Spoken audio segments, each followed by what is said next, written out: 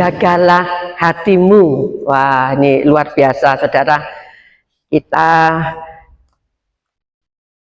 ingin selalu ya menjaga hati ya. Dan ini benar apa yang Tuhan ingin sampaikan kepada kita. Jagalah hatimu. Dan menurut saudara ya, apakah yang harus dijaga di dalam hidup ini, saudara? Yang saudara prioritaskan. Mungkin saudara berkata, oh saya akan menjaga pikiran. Karena pikiran ini kalau nggak dijaga bisa kemana-mana ya, sehingga kalau nggak dikendalikan wah bahaya, bisa tensinya bisa naik ya. Pikiran harus dijaga, ya benar saudara. Terus apalagi yang perlu dijaga, saudara? Kesehatan, ya penting. Kesehatan juga perlu dijaga. Karena kalau nggak dijaga, banyak ya hari-hari ini dan sering ya sekali saya melihat ya orang-orang sedikit-sedikit sakit kena kencing gula, kencing manis. Jadi banyak yang kena kencing manis, banyak juga yang gagal ginjal. Hari ini saya mendengar itu kok sering sekali saya mendengar. Dan penting menjaga kesehatan. Ada juga yang mengatakan, kita penting menjaga harta kita. Ya, karena harta itu satu kekayaan yang kita peroleh karena hasil kerja keras. Jadi kita harus menjaganya. Ya, semuanya baik dan perlu dijaga. Nah, saudara, namun ada satu hal yang sangat penting juga yang nggak bisa kita lalaikan ya. Satu hal yang sangat penting harus dijaga yaitu hati, saudara. Ya, banyak orang mengatakan dalamnya lautan dapat diduga, tetapi dalamnya hati siapa tahu. Dan penulis Amsal mengatakan ya bahwa hati adalah pusat kehidupan yang harus dijaga. Yuk kita baca ayatnya di dalam Amsal 4 ayat 23, kita akan baca sama-sama. Jagalah hatimu dengan segala kewaspadaan, karena dari situlah terpancar kehidupan. Dari situlah terpancar kehidupan. Dari hati yang memancarkan kehidupan itu. Berarti hati itu pusatnya untuk memancarkan satu kehidupan. Ya, saudara, banyak orang juga anggapan umum ya, itu kepala atau otak itu pusat untuk mengatur kegiatan manusia. Tapi sekali lagi Alkitab mengatakan bahwa hatilah pusat pengatur kehidupan itu. Jadi hati itu merupakan pusat kontrol kehidupan kita.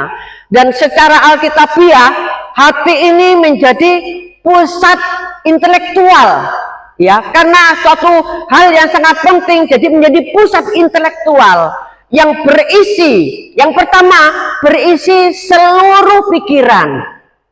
Kalau kita perhatikan ya, seluruh pikiran ya, orang berpikir dari dalam hati ya, sadar atau insaf juga sesuatu di dalam hati, merenung di dalam hati, membaca firman Tuhan di dalam hati, berdoa di dalam hati. Jadi kegiatan di hati ini menyangkut seluruh pikiran dan bekerjanya di dalam hati ya. Yang kedua, hati merupakan satu pusat perasaan. Disebut menjadi pusat perasaan, macam-macam hati ini. Ada hati yang gembira, dan itu bisa dilihat kalau saudara gembira ya, mukanya kayak tomat ya. Ada hati yang sedih ya, mukanya agak lonjong sedikit kayak kates ya, gitu ya. Hati yang takut bermacam-macam, hati yang berani, hati yang khawatir, hati yang marah, hati yang senang ya. Jadi semua kegiatan di hati ini yang bersifat emosional ya, perasaan ini, jadi pusatnya ada dari hati. Itu sebabnya kita harus bisa menjaga hati Ya. Yang ketiga, hati ini berisi apa? Pusat kehendak manusia. Yang dimaksud pusat kehendak manusia, hati ini juga bisa menolak untuk melakukan firman Allah. Ya, hati ini juga bisa tunduk kepada Allah, dan hati yang setia kepada Tuhan, dan hati yang mengambil keputusan itu dari dalam hati, baik itu keputusan yang jahat, baik itu keputusan yang baik, itu berpusatnya dari hati. Nah, saudara yang dikasihi Tuhan, itu sebabnya mengapa hati ini perlu dijaga, karena apapun yang ada di dalam hati itu menyiratkan diri kita sendiri, menyiratkan jati diri sendiri. Jadi apa yang ada di dalam hati akan terlihat dari cara sikap ya dalam hidup kita. Jika hati kita kuat, jika hati kita sehat, jika hati kita baik-baik saja, maka kita juga akan bisa hidup dengan baik. Kita akan mampu mencintai, kita akan mampu mengasihi, kita akan mampu mengampuni, kita juga akan mampu berdamai dengan satu yang lain. Saudara dikasih Tuhan, percayalah, jika hati kita bersih, maka bersih pula pikiran kita. Jika pikiran kita bersih, maka bersih pula perkataan kita. Jika perkataan kita bersih, maka bersih pula perbuatan kita. Lalu saudara, bagaimana jika hati itu tidak dijaga? Ya, akibatnya akan fatal, saudara. Di dalam firman Tuhan, ya, ada banyak contoh, ya, bahwa jika hati tidak dijaga, maka akan menjadi tempat satu tumbuhnya akar pahit, saudara. Ngambil contoh dari firman Tuhan, ya, kita tahu semuanya ceritanya Kain dan Habel. Ya, Kain panas hati sehingga dia sampai membunuh adiknya sendiri. Jadi Allah menggambarkan dosa itu sebagai kekuatan yang menggoda. Artinya menggoda, kekuatan yang menggoda itu seperti binatang buas yang bersiap-siap untuk menerkam mangsanya. Begitu menggairahkan, begitu menggoda. Nah, saudara, namun sekali lagi Allah itu juga memberikan kemampuan kepada kita melalui kasih karunia-Nya sehingga kita bisa menolak dosa, ya, atau bisa melawan atau menolak dosa, tetapi dengan tunduk kepada firman-Nya, dan juga melalui kasih karunia Tuhan yang selalu tersedia buat kita. Nah, sekarang bagian kita, manusialah yang memilih apakah mereka akan menyerah kepada dosa, apakah kita mau mengalahkannya. Itu tergantung manusia. Kita diperhadapkan kepada pilihan, saudara. Saudara dikasih Tuhan, memang iri hati itu kalau dipelihara, ya saudara, akan timbul kebencian. Saya percaya setiap kita itu pasti punya iri hati, saudara.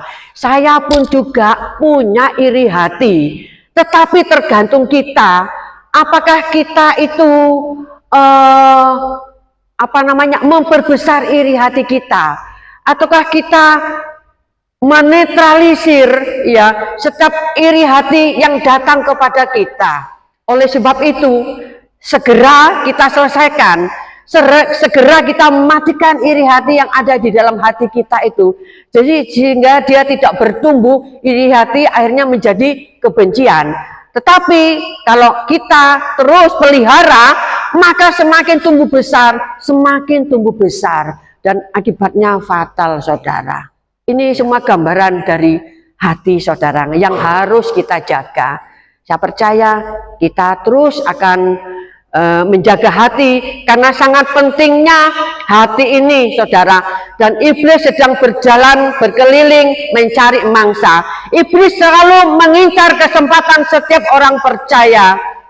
Dia akan membidik langsung hati kita, sebab hati kita memiliki satu peranan yang sangat penting, dan hati kita itu mudah terluka kalau tidak dijaga, saudara. Ya, bagaimana caranya menjaga hati agar tetap kondusif dan hidup kita tuh memancarkan kehidupan yang positif dalam hidup kita.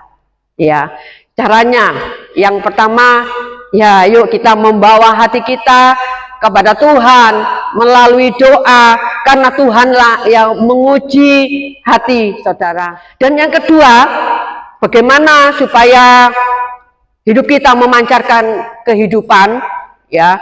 Yang kedua, penuhi hati dengan firman Tuhan dan Roh Kudus.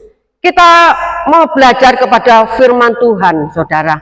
Karena firman Tuhan ini adalah sarana yang paling efektif dan dapat mendeteksi hati manusia. Jadi bacalah firman Tuhan itu sesering mungkin. Setiap hari itu kita memang harus membaca firman Tuhan. Kalau mau bertumbuh, baca firman Tuhan. Haleluya. Saudara, yang ketiga ya, yang ketiga, mau dan siap sedia dibentuk serta dipulihkan Tuhan. Mau dan siap sedia dibentuk dan dipulihkan oleh Tuhan. Sebab Tuhan adalah Allah yang dapat memulihkan hati kita, yang sehingga menjadikan sesuatu yang indah, yang berharga di matanya. Allah tukang periuk, dia ahlinya memulihkan, menjaga, membenahi hati kita. Kita adalah periuk-periuk yang kadangkala itu mudah retak ya. Periuk ini ya, ketika tukang periuk ini terus dibentuk, membentuk, sakit saudara. Kita yang mau dan siap sedia dibentuk, pasti itu dapat pemulihan saudara. Allah sanggup membentuk kita menjadi periuk yang sesuai dengan keinginannya. Keinginan Allah itu baik dan indah buat kita semuanya. Mungkin kita tidak pernah mengerti rancangan Tuhan, tetapi biarlah kita mau percaya bahwa rancangannya itu sungguh indah dan selalu akan membentuk hati kita supaya menjadi bejana yang sangat indah saudara. Ya, yang memancarkan kehidupan, hidup kita menjadi berkat, hidup kita menjadi kesaksian. Oleh sebab itu, mari berikan hati kita untuk dipulihkan.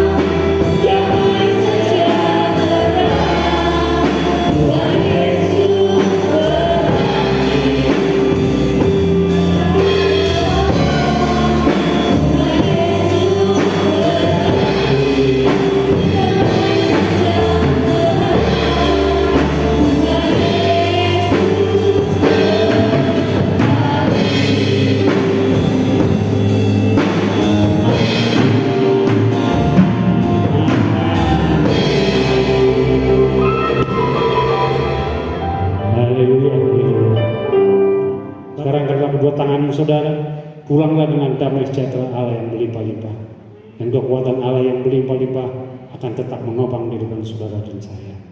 Dan berkat-berkat jasmani yang berlimpah-limpah akan memelihara kehidupan saudara dan saya mulai hari ini sampai Maranatha. Semua ini kami terima dalam persekutuan dengan Allah Bapa dan Putranya yang tunggal, Yesus Kristus Tuhan kita, dan Roh Kudus menjamin saudara dan saya akan menikmati setiap janji-janji Allah. Di dalam nama Tuhan Yesus Kristus yang percaya boleh katakan amin.